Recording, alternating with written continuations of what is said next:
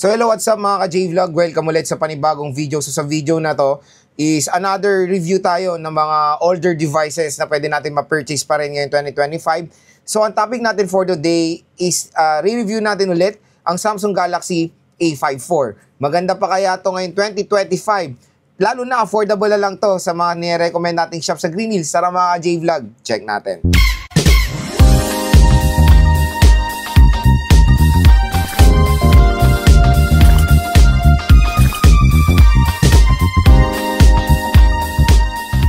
So yun mga ka-J-Vlog, another throwback review na naman tayo, and this time is i-review natin ang Samsung Galaxy A54.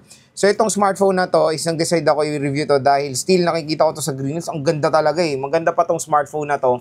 So yun, nag-decide ako siya i-review dahil na-review ko yung Samsung Galaxy A55 ngayon, di ba? So yung A55 is super solid pa rin ng performance still. Syempre, mag-isang taon na to sa market. And few months is lalabas na rin yung Samsung Galaxy A56. Lalabas na yan, matik sa mga summertime talaga mga A-series eh. Pero ngayon, syempre, lalo yung A54 eh, sobrang mura na lang sa Green Hills. Doon tayo sa mga ni-recommend nating shop. Unang-una kay Ate Malin. Si Ate Malin, nag-offer din niya ng Samsung Galaxy A54. At si Ate Mayet ng CMB Gadget. So yung mga Facebook page nila nasa description box naman kung interested kayo mag-purchase ng mga devices na to. So si Samsung Galaxy A54, usapang price tayo, ang SRP neto dati is almost 25,000 pesos for the 256GB. I think meron tong 128 na nagkakaalaga siguro ng 22 o 23,000. Basta 20 plus po ito.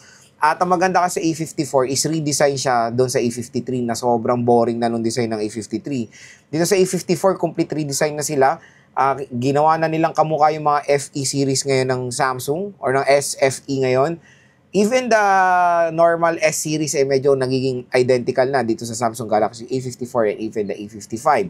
Dito sa A54 kasi mga J-Vlog, ang maganda dito is glass na yung back cover nito.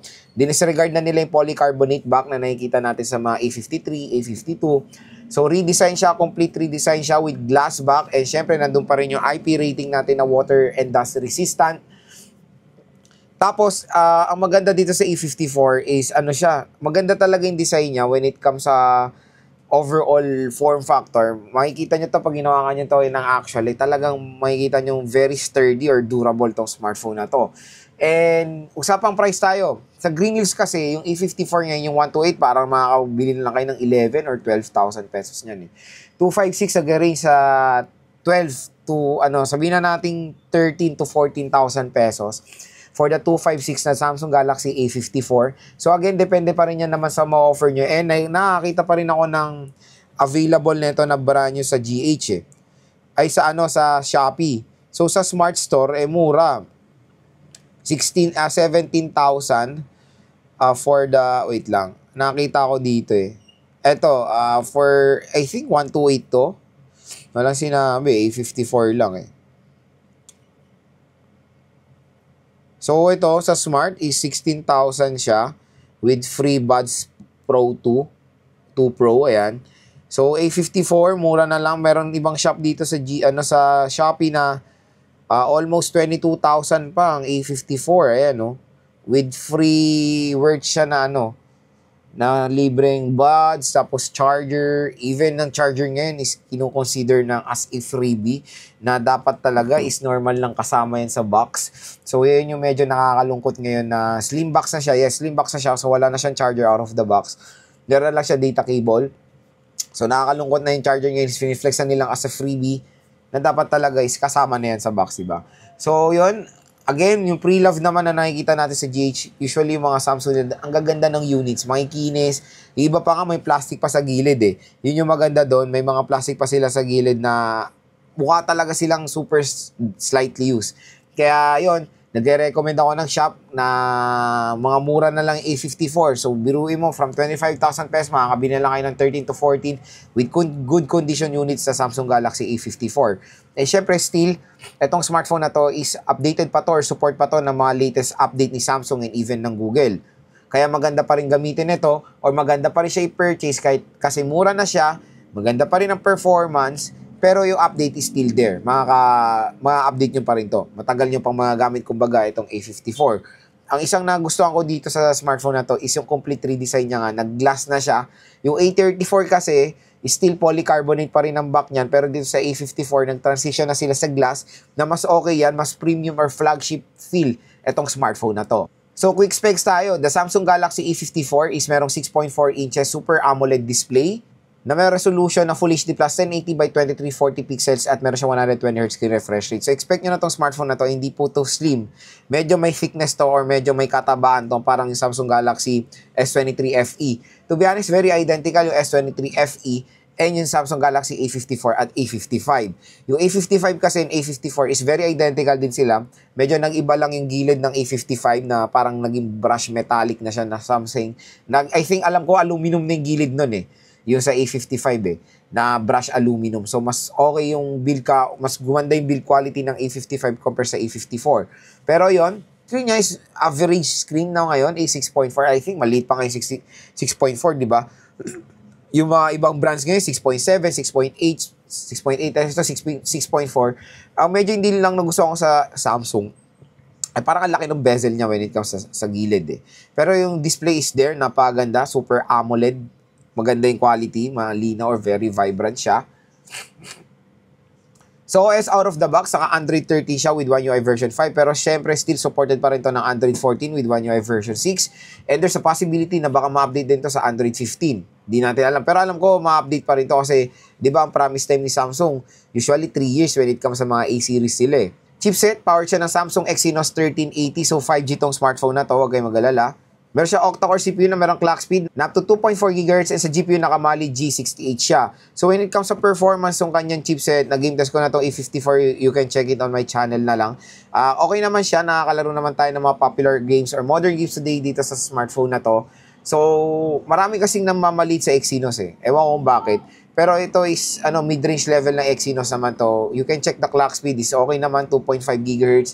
And yung GPU niya is G68, which is okay rin naman yan for gaming. I know hindi siya nag-focus sa gaming or hindi siya for gamers out there, yung mga solid gamers. Pero when it comes sa day-to-day use and casual things lang naman or mga games na modern pero casual lang naman yung settings or hindi naman sa sobrang bigat yung load, kaya naman i-handle ng A54 like for example COD, Farlight 84, Honor of Kings, and Mobile Legends. And even Genshin Impact, makakalaro rin naman kayo dito. Pero again, depende sa settings. Pero kung isa kayong talagang habol nyo sa smartphone is gaming talaga, sobrang gaming, hindi para sa inyong A54. Kasi meron pa dyan mga ibang better brands na when it comes sa gaming, yun talaga super duper focus nila.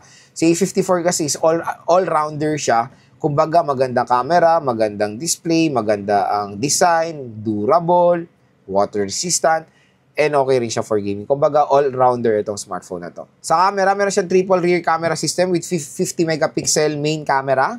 So, okay naman yung camera niya. Ang maganda sa smartphone na to, yung triple rear camera system niya is legit na lente talaga. Ultra-wide, macro, and main. Diba, iba kasi depth sensor, AI lens, hindi naman mga hindi naman talaga legit na mga lente yan, mga sensor lang. At least dito, is legit siyang mga lente na very usable, di ba? Front camera is 32 megapixel, malilaw rin naman. And of course, when it comes to biometrics, dalawa, face unlock, and in-display fingerprint scanner. Pagdating sa battery, meron siyang 5,000 mAh na removable battery na support ang 25-watt fast charging. I know yung 25-watt fast charging is super low when it comes sa kanyang presyo before. Pero fast charging, still fast charging rate. Ma-full charge naman to 5,000 mAh in few hours lang. Pero always expect nyo na lang when it comes sa 25-watt fast charging is okay rin naman, huwag kayong mag-alala. Pero mga sanay sa 120 watts, 66 watts, ayun, medyo magkakaproblema kayo pag sanay kayo sa ganyan charging rate. Pero again, 25 watts, makakapag full charge din naman kayo na mabilis ito sa device na to. So ito yung design and yung build quality ngayon ng Samsung Galaxy A54. Kung makikita nyo, hanggang ngayon is wala pa rin kupas ang design nitong smartphone na to. Ang maganda kasi dito sa Samsung Galaxy A54 is glass na po yung material ng back cover nito compare sa A34 na polycarbonate.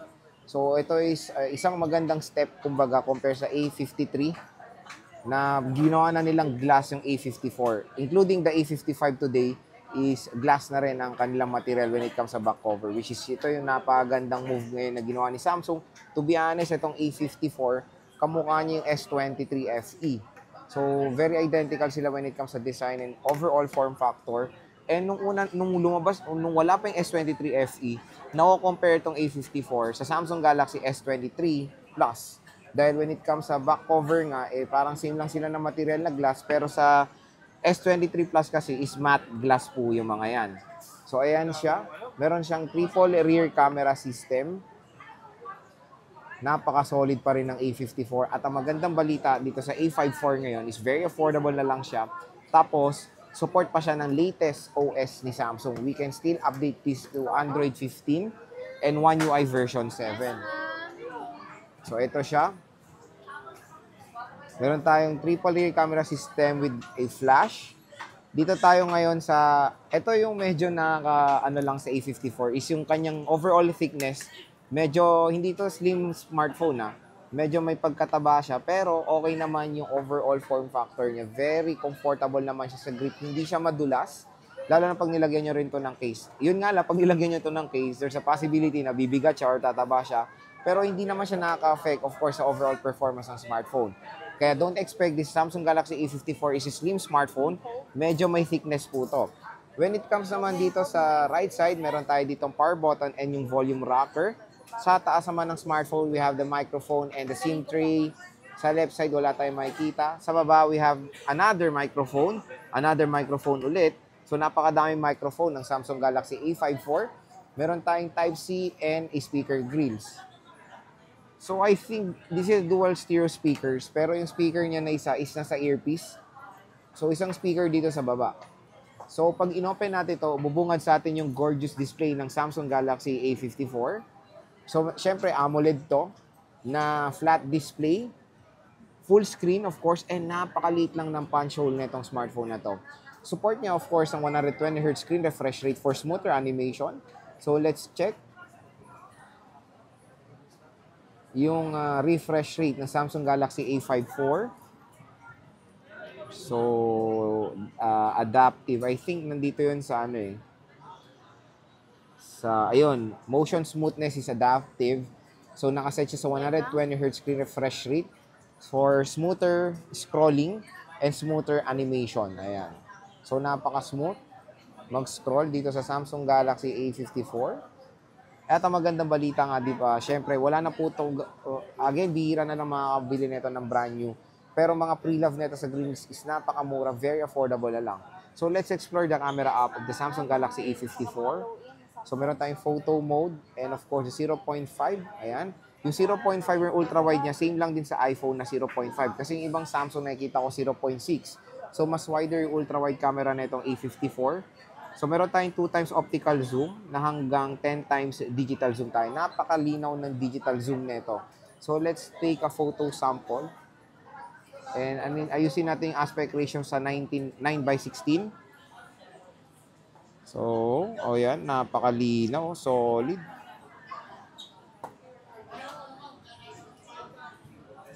Ayan. So, yun nga maganda dito, support niya ang 4K video recording up to 30 FPS.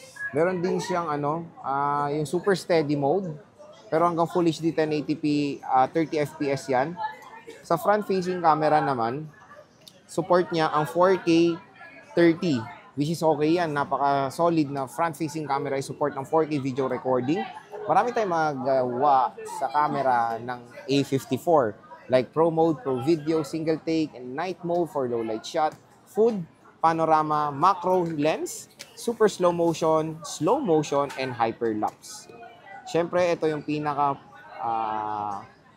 sikat ngayon is the Portrait Mode for background blur. Napaka-linaw ng camera ng A54 mga ka-J-Vlog. Pag zoom nyo, makikita nyo talaga yung detail ng balat ko. So, and of course, meron siyang fan mode. Ayan lang naman yung camera app ng A54. Okay. So, yun mga ka-J-Vlog ang ating review dito sa Samsung Galaxy A54. Ang pinaka-main question dyan, kung sulit pa ba itong smartphone na ito i-purchase, lalo na ngayon 2025. Definitely mga ka-J-Vlog, napaganda na itong i-purchase. Dahil unang-una nag-price drop. Ang laki nung binaba ng presyo niya compare sa kanyang SRP. Below 14,000, even 12,000. I think nakita ko pa nga ito before sa Green Hills noon, nag 10,000 pa yung 128 na ito eh. Again, depende pa rin niya sa price na bibili nyo or depende pa rin niya sa shop na bibilan nyo Depende na rin sa offer nila kasi minsan nagmumura sila dahil wala silang stock or very limited kaya sinisale nila or marami silang stock. Mga ganyan naman depende pa rin sa senaryo. Pero binigyan ko kayo ng range kung magkano lang A54 para meron kayong idea pag magpa-purchase kayo ngayon ng pre-love ng unit na to. Definitely maganda pa rin siya. Unang-una, i-consider nyo dyan yung software. Yung software, hindi pa siya napag-iwanan. Camera performance still maganda. Overall display, okay. Glass back design, and meron siyang IP67 water and dust resistant. So again, kung interested kayo mag-purchase ng Samsung Galaxy A54, doon tayo pupunta sa nire-recommend kong shop, ang CMB Gadgets and Malin Gadgets. So yon, yung mga shop sila, nasa description box, click nyo na lang yan, sabihin nyo lang napanood nyo kay J-Vlog yan, bibigyan kayo ng matic discount ng shop na yan.